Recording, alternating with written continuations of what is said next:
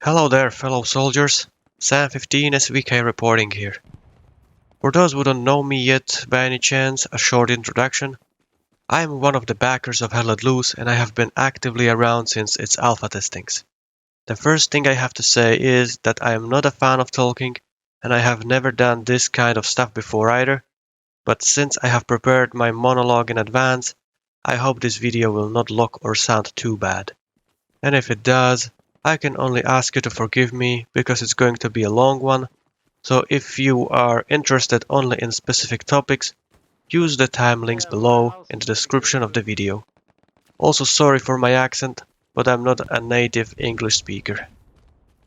I wish the developers would have provided us with insight of their plans with their game long ago, but we have been kept in the dark for a very long time now.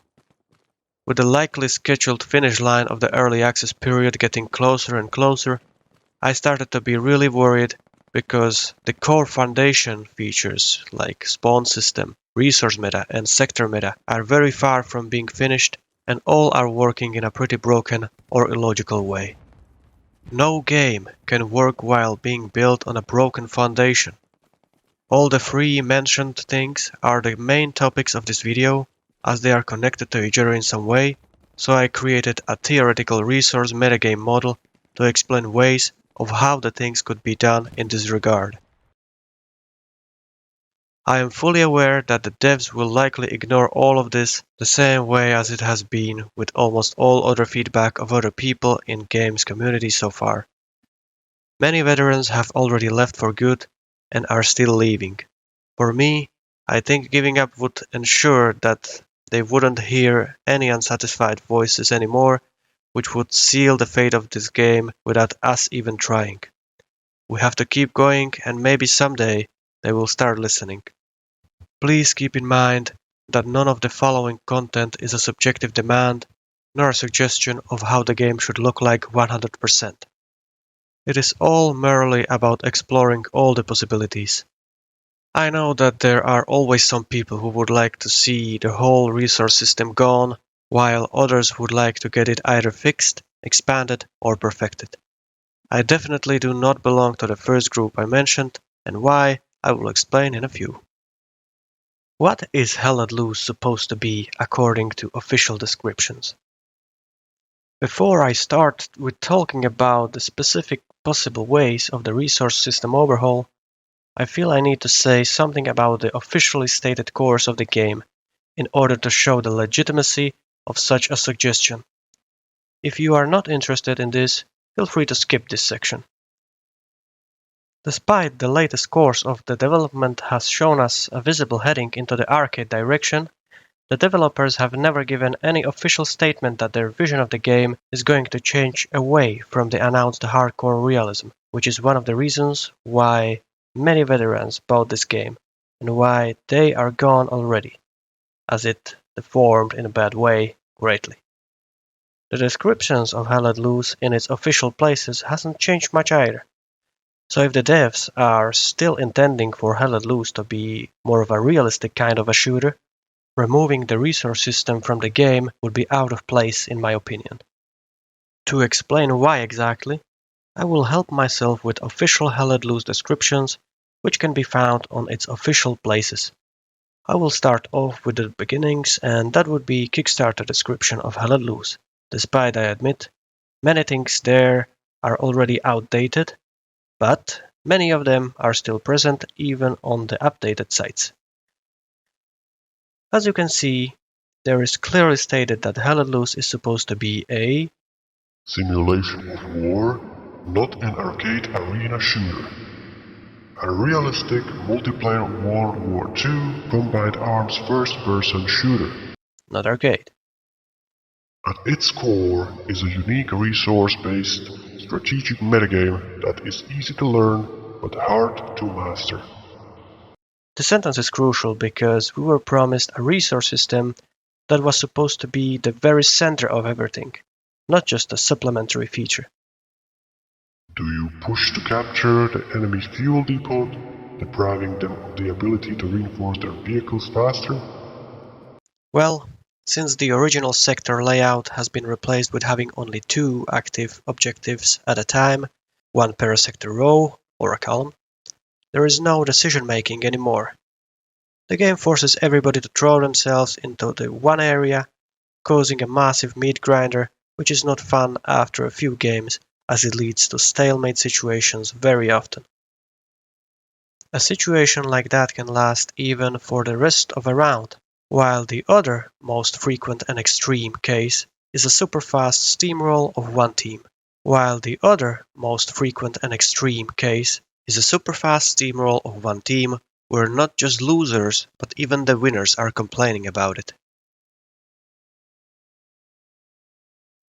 If we check these two pictures, I honestly expected that this is either how the resource nodes would look like or how the source of resource nodes would look like, and that the nodes would need to be somehow connected with them. Nope, we have only small nodes and not any kind of such larger supply dumps. And hey devs, if you're watching this by any chance, I'm going to borrow this sentence you made, and that is, I am tired of big promises that are never fulfilled. the rest of the things here on Kickstarter would be also good topics to talk about, as most of them were either scratched away or deformed into bad features, but that would be a topic for another time. So much for the Kickstarter. Now let's go to the official website. It is much shorter over there, but the two key things are stated the same, the one about realism and the other about the resource strategic metagame. Finally, we can go to the Steam product page of Hell Let Loose. The key stuff is again mentioned there, the hardcore nature of the game and the resource metagame. Both of the topics are even expanded when we scroll down. This early access part is not relevant now, but it caught my eye, and how much of it is true, you just judge by yourselves. I personally don't think it is true at all, except for the first sentence. So, we have already established that since the beginning, Hell Let Loose has claimed to be a realistic hardcore shooter with resource system metagame in its center. So let's compare that with the actual status of key elements. Be aware that the following graphics are just materialization of my personal feelings, but based on facts, which I will explain right away.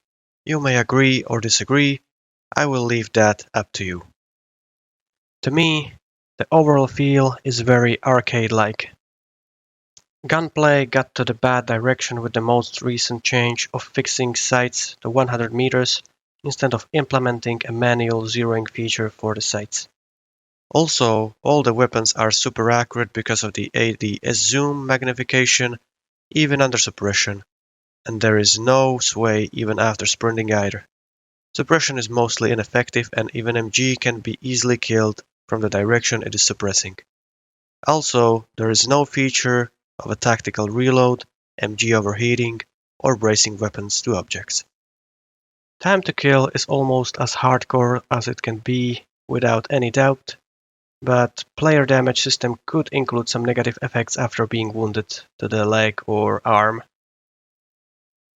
Spawning and spawn system logic is pretty bad because of the redeploy mechanics, which is being abused for many things and very often.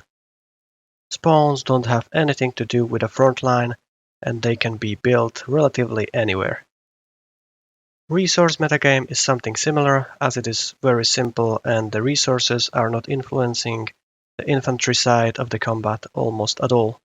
And again, the nodes can and are being built anywhere, even far away from the center of the team's force, in order to be hidden, because the resources they generate don't do anything significant locally in terms of infantry combat. And finally, the balance between the factions has been something horrible for latest updates, not just with the amount of automatic weapons but also with the balance of the tanks, despite all was supposed to be asymmetrical. Nevertheless, as long as there is clearly stated black on white that we are supposed to have a hardcore realistic game, I consider any kind of suggestions or demands of the player base in this direction fully legitimate. If the devs would have changed their vision of the game so radically, they would change its descriptions as well, wouldn't they? The question is, why the devs are moving the game very much into the arcade direction without saying anything? Why should the long-time supporters of the game be sent to play another game if they only want what they were promised? And especially when they are being pushed away like that by the very arcade players who are slowly but surely taking over the Hell Let Loose community. Anyway, let's go back to the resource topic. There are many ways, many options, and I believe that there do exist solutions which would keep everybody happy and bring fueling the front line to actual existence, which, I believe, would get rid of many problems at one time if they would be done right. Some are available to do in relation to the sector system meta, others in relation to the Spawnpoint system, and of course a significant portion to the resource system meta. Some need to be connected with others, some could work relatively as a stand-alone feature. I believe there can be a resource/spawnpoint system which would be fun and logical at the same time. It is all just about keeping the mind open and thinking of anything possible. Some can be easier or harder to implement, but they do exist, and the developers must choose whichever of them. But they can't just keep stepping from one foot to the other without moving us anywhere with the feature. Let's talk about current problems of the spawn system in relation to the resource and sector meta. Currently, both the nodes and the spawn points are restricted solely to some imaginary sector borders which are in the shape of grid squares. This wouldn't be a problem if it wouldn't be a thing too much. This causes several major problems. Problem number 1. Every randomly generated set of objectives is fully predictable, no matter if there are over 90 of them per map. It is that way because both the teams are trying to have the attack garrisons as much far as the game allows them, which is at the border of the enemy sector. Therefore, there are very limited positions for the garrisons on that border. It makes them very easy to find by the enemy, and there are no other variables in play here which would influence the positioning of the garrisons too much. The location of the objective in the objective set is not playing any role in non-predictability. The pace of the game is way too fast and every match is a race to the fixed sector border to build the spawns there. Of course, in a real match it can take few lives to get rid of all of them, but you always know where exactly they are, way too easily. All you have to do is to follow the line between the red and the blue sector. Despite red zone garrisons being a thing since update 9, they don't have much influence on this, as the teams are always trying to have stable and reliable spawns on the line, and red zone garrisons are being built mostly just far out away behind enemy line and strong point. Problem number 2. Red zone garrisons are using way too strict rules of enemy proximity to be useful in a fun way. Since current spawn/resource meta doesn't encourage people to stick to the objectives, and there are a lot of lone wolves out there, it is very easy to get such garrison red or disabled right away after building it, despite it looks clear. Mostly the red zone garrisons are safer far deeper behind the enemy strongpoints line on the far side than having them the 1 meter into the red zone. Despite, if you would build it with the 1 meter back in the blue zone, it would be considered 100% safe. The proximity range itself is large and annoying because of a simple fact. The spawning can be blocked even by one enemy guy. However, by making the proximity range smaller, it would work even worse, so I think we should look for a different kind of approach to the problem. Problem number 3. The initially losing team is sentenced to lose because of the snowball effect, and it begins the moment when the winning team caps the first objective in the middle. The longer it takes for the losing team to recapture the middle objective, if at all, the larger resource advantage the winners are gaining. If the losing team is pushed back to their final point, it has very little or no any chance of comeback at all. The winning team is spreading havoc on at least 2 enemy HQs and has plenty of all free resources, and it's spending them on tanks, artillery, and airheads. The losing team has usually nothing at this point, and on the final objective it can't even build nodes which would provide any kind of income. So the losing team can't get back to the game at all. Problem number 4 is related to the previous one, and that is the paradox that even with having zero resource income, the losing team is able to resist for the full remaining time of the match, even on its final point, because the HQ spawn is very fast, spawning is unlimited, the same as personal ammunition of the defenders, and the whole combat is not connected to the resource system in any way. This is making the rest of such matches painful for both the winning and losing side. The winners are frustrated or bored because they can't do anything to get in, and the losers are just pissed and pray for the end of the match already. The only situation changer can be an airhead, which is in my opinion a very bad feature in itself, which should be removed and used in combination with some kind of future parachuting feature instead. But in case of the final point, even an airhead is not enough to break through. Problem number 5. The nodes are still being built on the remote far areas to keep them safe, especially, but not only, if the objectives in play are located just on one side of the map and are not forming a triangle. The nodes are usually being built again on the sector borders also. Of course, in pub matches, there are always few people who build them anywhere they find supplies, but that is more a case of a random thing than actual plan. The fact that they can remain there far out proves that their function is basically none apart of their income into the team's global resource pool. Even if they happen to be close to the combat zone and not on the other side of the world, they still lack any logic for supplying the front line and the players on it in local terms. Cutting down the cooldown timers for the boxes is just far from enough. Current general resource logic and ways to improve it. As we all already know, the main resource income comes from the nodes. The current income of +3 from holding a sector is minimal and has almost no influence on how a match is developing. To be honest, I wouldn't mind if this micro income would get removed if it would have to stay this way. However, I will keep using it in my resource model for not being too complicated.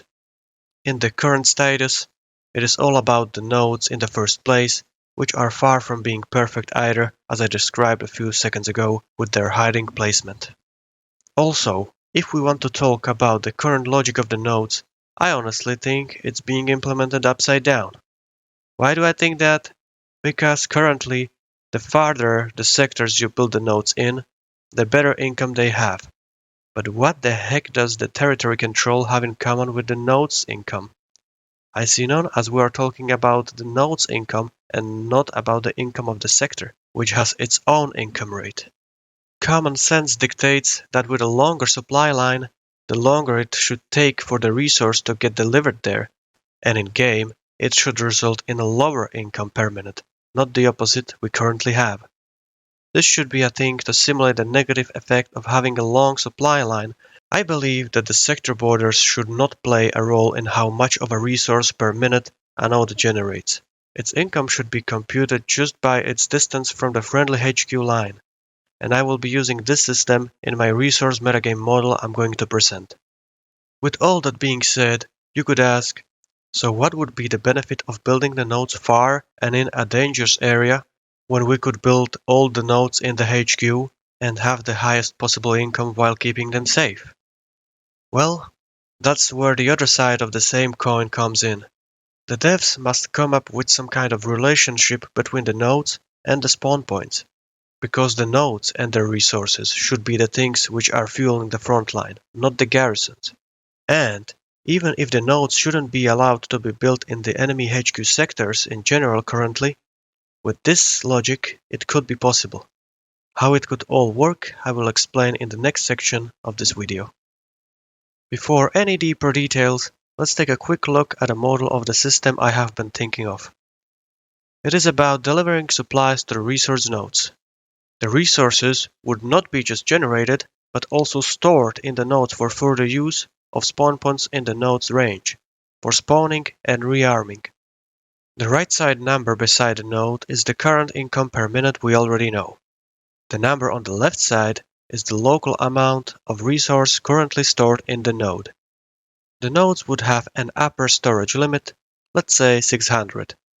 It would be possible to refill the nodes in several ways: by the supply boxes of any kind, by the commander's new ability to transfer the global resources into the local ones after selecting a node, and the third way would be the passive income per minute of the nodes themselves. The local resources stored in the nodes wouldn't be directly connected to the global resource pool. It would be a separate feature, more or less. Income of the nodes would fill both the global and the local resource supplies by the same amount by default. Each player would use the ammunition the following way. During his life, reloading any weapon and using any equipment would have a price. The game would remember which things the player did use, and the final price would be paid upon spawning on the selected spawn point in the next life of the player. By the term paid, I mean it would be subtracted from the storage of the node connected with the used spawn point. Reloading small arms would be cheaper, while the price would go higher with other things like grenades, MG belts, mines, or rockets.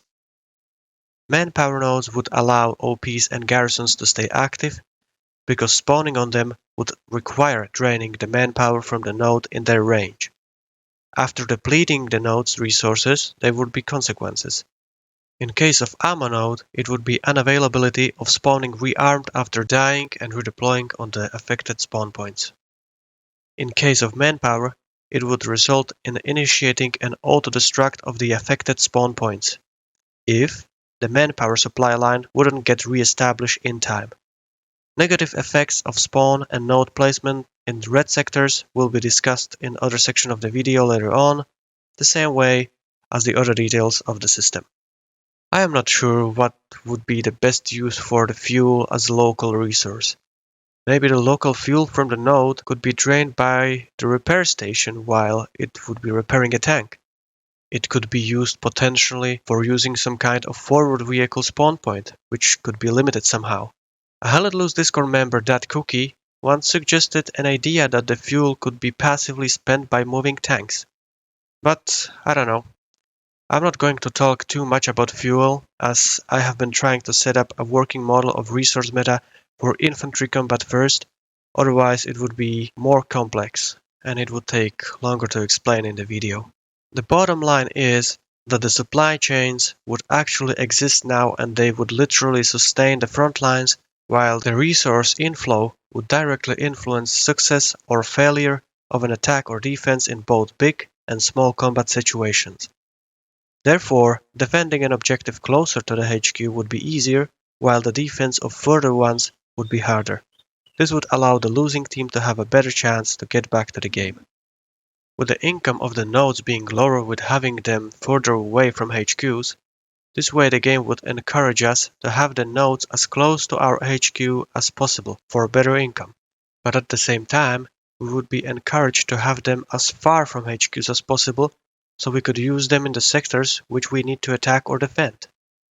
The balance between these two factors will be crucial in a commander's and the team's decision making, and unlike the current system, there would be almost unlimited amounts of different situations.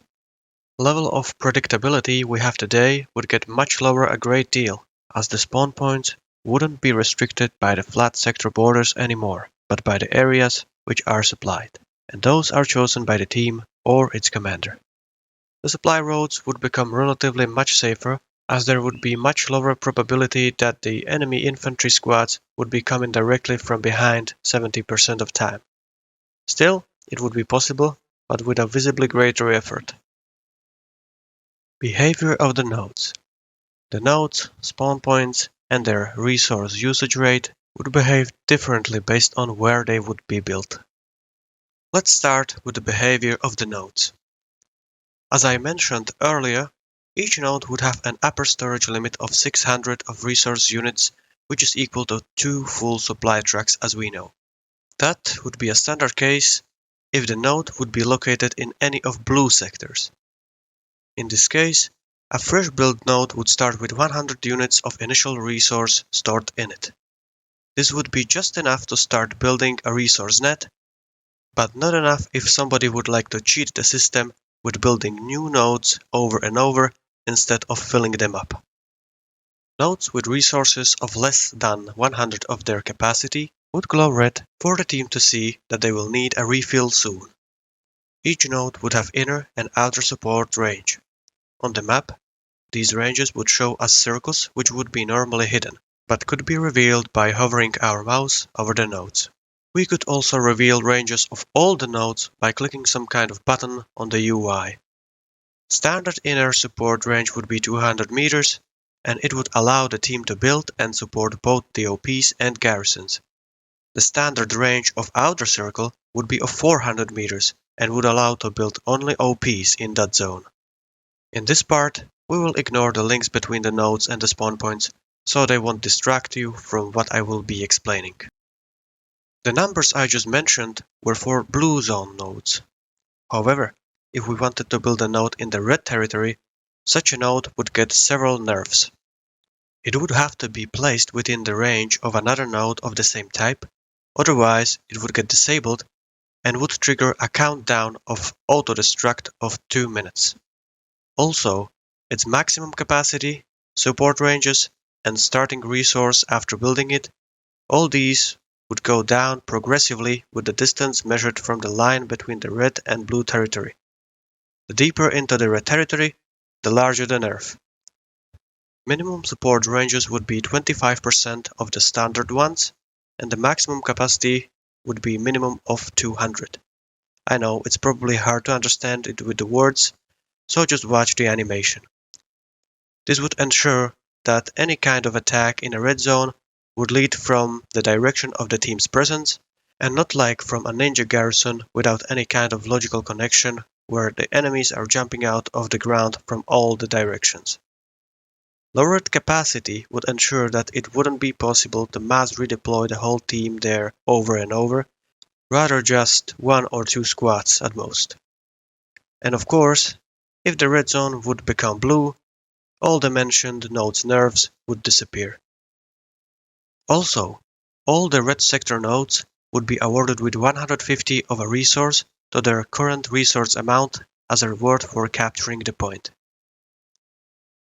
If a sector would be lost with the nodes in it, they would not disappear anymore, if they would be in range of the same type node in the blue sector. If this would be considered too many nerfs, well, the devs wouldn't need to have implemented all of them at the time. It would be just a matter of their preference. As I said, I'm just thinking about possibilities, so please keep this in mind before thinking about clicking that download button. I will work with all of the red zone nerfs in my demonstration, as I think they could work well. I know, now you can say, too complex, too many numbers to remember, but that's my point. With the way I'm suggesting things in this model and why, I am trying to finally disconnect the people's minds from the need of memorizing the very limited amount of the ideal and the exact numbers and hiding positions and start using common sense instead. Because that is the reason why every match is so predictable. Also, all one has to actually remember is the principle how it works, not the numbers. The rest is just about using the head. And if the game would include interactive tutorials or at least motion graphics like these in the field manual, the people would grasp the logic very fast. It would be pain at first because the devs have led the players to become lazy and get used to the simple run and gun style, but I believe it needs to be done sooner or later. Since the nodes in the distant areas would have lower income, there should be some ways to fill the resource storages manually rather than to wait for the passive income to build up. There could be several ways of doing it. One of them could be using the truck's supply crates. You simply take a supply truck from the HQ, drive it to the node you intend to fill, and unload the crates next to it. Then, on the node, you could press F and select some kind of new option, which would use the unloaded supply crates to fill the node's storage. The supply crates and supply boxes could be universal, allowing any kind of node to be filled with them. The same thing would be possible with the supply box of the support guy and with supplies from the supply drop. In another way, the commander would be able to fill the nodes using the team's global resources. It could be done via his map in the call-ins menu, the same way like spawning vehicles or using any other call-ins. An important note is that the local resources stored in the nodes could not be directly used for commander's call-ins or artillery. Those would still use the global resources. However, the commander could get some other function for converting a desired portion of local resources of a selected node to global ones. It would take just a new call-in and a cooldown to prevent the spam. Under the circumstance, I would probably remove the currently existing conversion feature of converting one type of resources, like fuel, to another one, like manpower. This has been around for some time already, and I don't see much logic in it. It feels like there was a resource market or something. Another thing is that I would see a great potential of possible use of local resources for upgrading the nodes and the garrisons in several ways, but for the sake of simplicity, I will leave that for now and will come back to this later in the video. Last important info for the nodes is probably that the nodes shouldn't be dismantleable by the enemy using Hold F dismantling action if the nodes would be connected to a garrison. Otherwise, it could also become a way of abusing the system too much by lone wolves. Only the satchel charge should be able to destroy it under that circumstance. Behavior of the spawn points. Now, let's talk about the way how the local resources would be used. We will work with just a manpower node for now, so we keep things simple and understandable. As I already said, the local storage of manpower supply stored in a node would be spent by players spawning on the spawns connected to it. If there would be more nodes of the same type in range, the spawn points would link and drain manpower automatically from the closest node. However, a squad leader would be able to select which node he intends to link his OP with. In the same way, the commander would be able to choose which node should be linked to which garrison. That could be possible via opening his in-game map and selecting the node he wants to use. It would be just a one-click thing with SLs and a 2 or 3-click thing with commander because he needs to select not just the node but a garrison as well, and to confirm the selection somehow. In general, the HQ spawns would fall under the very same rules like the garrisons. They would be driving resources from the nodes if the final point would be in play. They couldn't disappear though, they could only get deactivated when the manpower node would get out of resources. Only the one HQ spawn in the objective sector would require to draw the resources, so in case of no nodes around there, the team would still be able to spawn on the other two HQs in the current unlimited way. Under the circumstances, I would change 200 meters restriction of distance between the garrisons back to 150 we had longer time ago, and I would probably raise the garrison limit per team from 8 back to 10, which we already had before as well. The thing is that even if a team would want to build many attack garrisons, they all would have to be linked with the nodes, which still would be limited to 4 of each per team. And having many garrisons linked to the same node would mean that the node would deplete much faster. So this way, such strict limits would become irrelevant. The spawn points located in blue locked down territory could be built anywhere even outside of manpower nodes range, and spawning on them would not require nor use any resources, it would be free. In the blue and red territories which are currently active and capturable by one side or the other, the spawn points would require to be placed within the manpower nodes range. Spawning on them would cost manpower, amount of which would differ with each class. So, the price would be paid when spawning, not like in the current system when the manpower is subtracted from the team's resources in the moment of dying. Initially, I was wondering if spawning on the spawns in the red sectors shouldn't cost twice the normal price, But I think with the nerfs of the nodes in red sectors, the attacking would become pretty hard, so I scratched that idea away as it wouldn't be even necessary. If you would try to build an OP or a garrison outside of any manpower node's range, such Spawnpoint would trigger an automatic countdown immediately, let's say 2 minutes, after which your OP or a garrison would disappear. Cheating the system by rebuilding the Spawnpoint after such automatic loss would be possible, but I would be okay with it in a blue zone, I guess. However, in a red sector the cooldown for OPs would be disabled. This would mean that the cooldown for building a new OP would be counting down only while the officer would be located either in a blue sector or within the manpower node's range. This would mean that you would build OP in a red sector far out once, and after losing it, you would be forced to fall back to the node's range or stay in the blue sectors until the cooldown for your OP recharges itself again. If a node would get only depleted and not lost, all the affected spawn points would trigger self-destruct, but this time of 5 minutes, to let the team have the time to resupply the node. The self-destruct would have to disappear only if the node would have reached at least 100 of its resource in its storage. This would be to ensure that the self-destruct wouldn't keep appearing and disappearing and resetting with the constant income of the node each minute. Let's move on to the usage of ammunition nodes and their local resource storage. Linking the ammo nodes to the spawn point would work exactly the same as I explained with the manpower nodes a while ago. With ammo, there would be just an extra calculation in the code. Usage of anything would cost a price, and the price would sum during the player's life and save into a variable. After dying, the variable would remember the cost, which is supposed to be subtracted from the ammunition node resource storage when the player spawns. So, for example, if a player during his life would use 1 rocket, which costs 10 of ammunition, 1 grenade with a price of 3, and 1 Thompson magazine with a price of 1, the overall ammunition price upon next spawning would be 14, which would be subtracted from the resources storage.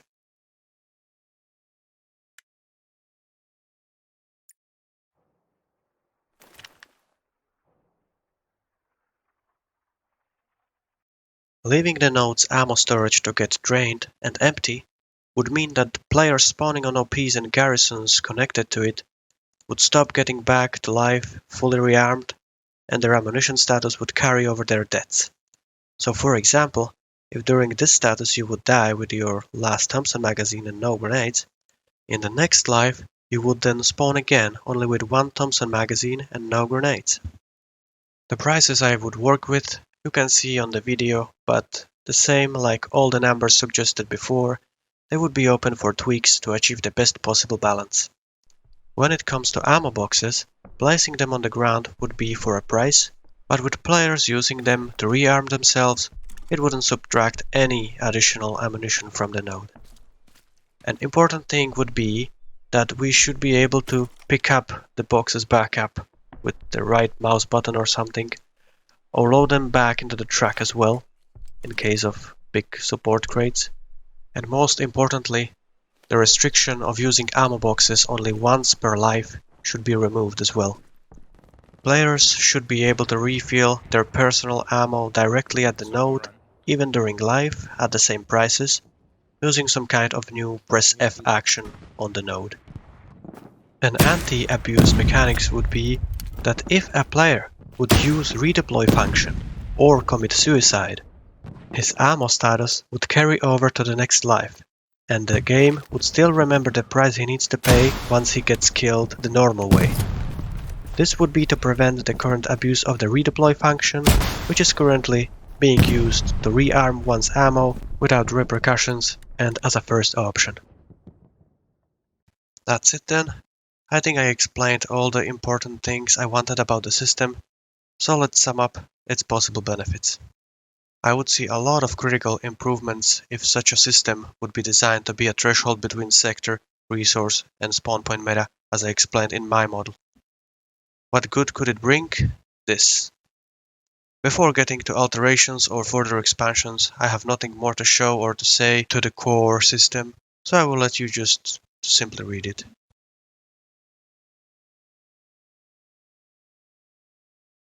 This is a section I had to cut pretty much of stuff away from, like node upgrades or each resource having its own supply box type to transport it between the nodes, but as I was under time pressure with other things, I needed to finish this video already, so I apologize for the lower quality of both the visualizations and content in this section.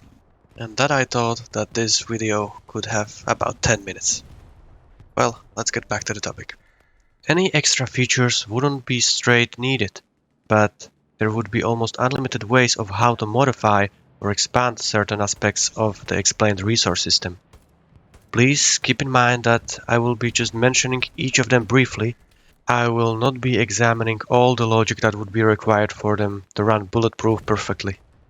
All the stuff I'm about to show are either just alternate versions of the mentioned system or extras which could come some longer time after the system would get well established. Garrison upgrades. They could be enabled for a one-time price or for a local price per minute using resources stored in the nodes over time. I will be talking just about the generic possibilities here without going any too deep, but some of the garrison upgrades could have also 2 or 3 levels to increase the effect even more, but for a higher price in terms of local resources. One garrison could have only a limited amount of upgrades, and upgrading would be possible only in the blue territory or in locked blue territory. Patrols. This could work the same way like a recon plane and would reveal the enemies within a specific range of a garrison. Keep in mind that such an upgrade would drain manpower from the linked node visibly, so the node would have to be actively and regularly refilled. You could probably say that it would be a bad thing, but don't forget that the real players are not everywhere all the time only because of the technical limitations of 50 players per team. This would virtually increase that limit with imaginary soldiers. Recon. This is a simpler and resource cheaper version of the patrols upgrade, but in this case, this one could be activated also in blue unlocked territory. It's just about the garrison's proximity alert range being larger, so it wouldn't show any enemies on the map, while the garrison would be still spawnable. Reinforce. The garrison would be ward of a certain number of soldiers, so even if the sector would be empty of friendly players, the enemy wouldn't start capturing the sector right away if they would enter the sector within the garrison's range. The enemy would need more players in the sector to match or outnumber the imaginary soldiers the same way as if it were real players defending. If the enemies would get to such garrison's range, the sector would not be started to lose straight away, but the manpower of the node would slowly decrease over time instead first. For example, -1 power each second, and if the connected manpower node would get empty, the enemies would start capping. Fortify. The garrison would be able to withstand more explosions or be immune to them. For this upgrade, a normal supply crates could be used, let's say 200 of supplies. Defense. The garrison would require more enemies in its vicinity to be able to even start to dismantle it. Extra node functions for commander. As we know, in the proposed resource system, a node adds the same amount of income to both the global resource pool and to the node storage each minute. This extra feature would add a new UI number next to the node to show both of these numbers. The feature would be there to allow the control of the balance between the global and local income rates. It would be in the hands of the commander and available after selecting the node on the map. Supply dumps. Another thing would be use of the pictures of the supply dumps I have shown you in the Kickstarter page. They could have their own icon similar to the nodes, and there could be a dump like this in each sector row or column on a fixed place, predetermined by the game. It could act as a secondary objective and could be used to enhance the resource income in some way. The resource type of the dump could be predetermined by the game too, or it could be initially blank, and by coming to it, the commander could activate it with some F action to start producing any resource he would choose. This would change the object models of the structure into the fuel dump with barrels, ammo dump, boxes, or manpower dump, which could be consisting of the tents. Spawnpoint restriction system by Papiś. As Papiś suggested in his system, OPs would be possible to build only within range of a garrison, with having separate ranges for allowing building infantry OPs and recon OPs. This would ensure that especially the recon squad would not be wandering off way too far. The recon squads are not supposed to be the ninjas, nor part of any local resistance. I really do hope that this would eventually be a thing, no matter if with the new proposed resource system or without it. Different shape of sectors. The sectors could have different shapes instead of the squares, like Papiś suggested again in his hexagonal grid system. He kept the sector count the same though, which is 15. I like it very much, but as I thought about it, with the square borders gone, the map could theoretically consist of even more objectives, with the strong points placed much more logically. If the map was divided into many larger and smaller sectors, they wouldn't need to be active all at the time. They could be chosen randomly, like in the current system today, forming some kind of route. This what you can see is but an example image. I don't claim the sectors are divided perfectly there. Nevertheless, still, the possibility would be there. This is another very good suggestion, which was made by another player, Keeps. I like it as well very much, as it could work pretty well as well. Squad shared ammunition pool. This would add an extra level to the resource system I suggested. Squads would have a new attribute. Each squad would have its own ammunition pool, which would be shared and drained by use of anything by its own squad members. But now, instead of paying for the ammo directly from the ammo node when spawning, it would be drained from the squad's shared pool. Each squad leader, with OP within the ammunition node's range, would use the local ammunition stored in it to resupply this collective ammo pool of his squad. If he wouldn't do it, it would cause the same effect like an empty node in the system I proposed. This would increase the importance of having officer in a squad greatly, because without him, the squad members would have to keep refilling just their own personal ammunition manually and at the node, if their shared ammo pool would get once depleted. In any case, these were the ideas I would be playing around with in order to make the resource system work the way it should, in a more realistic sense and in relation to the spawn and sector systems. I know, you still may say it is not too much realistic, but let's be honest, it would be way much better and more realistic than the system we have today. We don't know what the developers are playing around with, as they never say the word about any of their plans with the pre-connected systems, but they need a major overhaul and expansion of their logic. Hell Let Loose was never supposed to be about running and gunning. So, that's it. As I already said, the problems connected to resource, spawn or sector meta have many possible ways of fixing, alterations or expansions. The point is to choose at least some of them, if not a bit from all of them where possible, and find some middle ground and get us someplace better in the direction of fueling the front line, since it's supposed to be a core feature. If the devs will keep playing just with the already existing features or variables, which are very limited and are basically placeholders ever since they have been implemented, they will never get significantly better. Let us hope that they do plan to do something about both spawn and resource system metas. They have been quiet for a very long time and they still are, so people have just a bad feeling about it, the same as about many other problems which have not been fixed for a long time. If the devs happened to switch from realistic hardcore simulation of war to arcade, we know nothing official about it, and even if they did such a statement, they would have to provide hell of a good reasons for that. However, I need to mention that the developers are hosting an EMA, which means Ask Me Anything, session, so hopefully we will get the answers and some light into the current darkness we're in. in most of the game's parts. But then again, surely we will be able to ask anything. The only question is if we will get all the answers as well. And sorry I had to say this because in the previously hosted Q&A sessions, they didn't tell us much as only wrong or easy questions were selected to be answered. But let's hope this will be a good one, as they claim. One thing's for sure, the trust in the devs has been undermined a great deal as they have broken or at least deformed a lot of promises, including the overall vision of the game.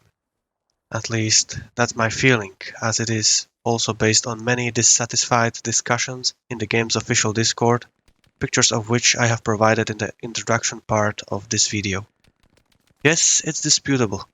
The promises are being kept in a matter of speaking, but only to a minimum possible level of being able to admit it, or even slightly below that level. And yes, the World War II immersion is there as well without a dispute.